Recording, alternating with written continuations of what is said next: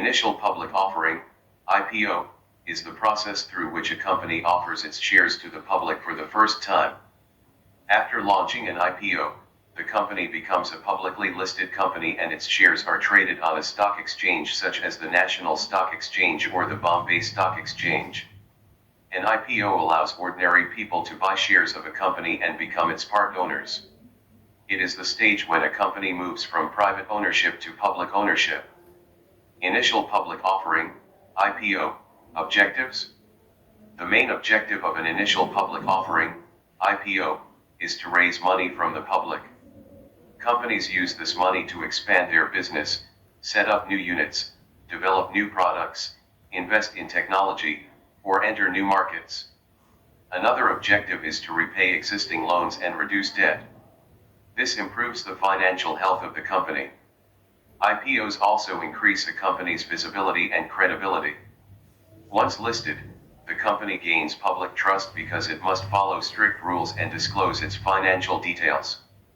For early investors and promoters, an IPO provides an opportunity to sell part of their shares and earn returns on their investment. Types of initial public offering, IPO. There are mainly two types of initial public offering, IPO. Fresh issue, the company issues new shares and receives the money raised from investors. Offer for sale, OFS. Existing shareholders, such as promoters or the government, sell their shares to the public. In this case, the company does not receive the money, the selling shareholders do. Sometimes, an IPO includes both fresh issue and offer for sale. Process of an initial public offering, IPO. The company first appoints merchant bankers or investment banks to manage the initial public offering, IPO. It then prepares a detailed document called the Draft Red Herring Prospectus, DRHP, and submits it to the Securities and Exchange Board of India, SEBI. This document contains information about the company's financial position, risks, objectives of raising funds, and other important details. After SEBI reviews and approves the document, the company decides the price of shares. The shares are then offered to the public for subscription. Once investors apply and shares are allotted, the company gets listed on the stock exchange and trading begins. How is an initial public offering, IPO, priced? In India, most IPOs are priced through a method called book building. In this system, the company announces a price band, which means a lower and upper limit within which investors can bid. During the subscription period, investors place bids stating how many shares they want and at what price within that range. After the bidding closes, the final price known as the cut-off price is decided based on demand. The price at which maximum shares can be sold becomes the issue price. This process is called price discovery because the market demand helps determine the fair price. In some cases, companies use the fixed price method. Here, the company decides the price in advance and investors apply at that specific price. There is no bidding process. However, this method is less common today. The pricing decision is made by the company in consultation with its merchant bankers after studying financial performance, profitability, industry conditions, growth potential, and investor interest.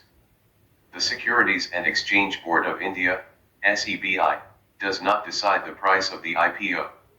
Its role is to ensure transparency, proper disclosure, and investor protection under the SEBI, ICDR, Regulations, 2018. Who can invest in an IPO? Any person above 18 years of age can invest in an IPO, provided they have a PAN card, a demat account, and a bank account linked to the application system. IPOs are open not only to individuals but also to institutions and companies. Investors are divided into three main categories. Qualified institutional buyers, QIBs. These include mutual funds, banks, insurance companies, pension funds, and foreign portfolio investors. They invest large amounts and are considered financially experienced. Retail individual investors, REIS. Individual investors who apply for shares worth up to 2 Indian rupees lakh fall under this category. High net worth individuals, HNI's investors who apply for more than 2 Indian rupees lakh are placed in this category. Eligibility for initial public offering, IPO. To protect investors, the Securities and Exchange Board of India, SEBI, has fixed certain financial conditions. Financial track record. Generally, a company should have minimum 3 Indian rupees crore net tangible assets in each of the last 3 years. At least 1 Indian rupee crore net worth in each of the last 3 years. Average pre-tax profit of 15 Indian rupees crore in at least 3 out of the last 5 years. This ensures that the company has some financial stability and is not a risky or shell company. Clean record.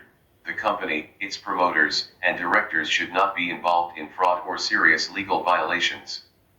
SEBI checks the background to protect investors. Alternative route for new age companies. Some startups or technology companies may not have long profit records but have strong growth potential.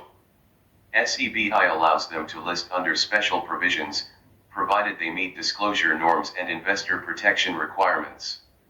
These eligibility conditions ensure that only reasonably stable and transparent companies raise money from the public. The aim is to reduce the risk for small investors. Legal and regulatory framework for initial public offering, IPO.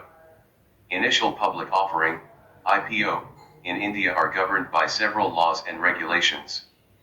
The SEBI Act, 1992 gives powers to SEBI to regulate capital markets. The Companies Act, 2013 lays down rules related to company formation, prospectus, and disclosures. The SEBI, ICDR, regulations, 2018 provide detailed guidelines on IPO eligibility, pricing, and disclosure requirements. The Securities Contracts Regulation Act, 1956 regulates listing and trading of securities on stock exchanges. The SEBI, LODR, regulations, 2015 ensure that listed companies follow corporate governance and continuous disclosure norms. Initial public offering, IPO, significance. Initial public offering, IPO, is significant because capital formation. IPOs help companies raise large funds for expansion, innovation, and infrastructure, which supports overall economic growth. Deepening of capital markets. More listed companies increase market size, liquidity, and investor participation. This strengthens India's financial system. Encouragement to entrepreneurship. A successful IPO motivates startups and innovators because it provides a clear path to raise funds and reward early investors. Wealth creation for public. Common investors get an opportunity to invest in growing companies and participate in wealth creation. Improved corporate governance. Listed companies must follow strict disclosure and transparency norms under the Securities and Exchange Board of India, SEBI, leading to better accountability. Support to government disinvestment. IPOs of public sector enterprises help the government raise revenue and reduce fiscal pressure without increasing taxes. Challenges and risks of initial public offering, IPO. Risks associated with initial public offering, IPO, are as follows. Market volatility. Share prices can fluctuate due to market conditions, causing losses to investors after listing. Overvaluation risk. Sometimes companies are priced too high, and their performance may not justify the valuation. Information gap. Retail investors may not fully understand business risks or financial details. Short-term pressure. Public companies face pressure to show quarterly profits, which may affect long-term decision-making. Dilution of control. Promoters lose some ownership and decision-making control after shares are sold to the public.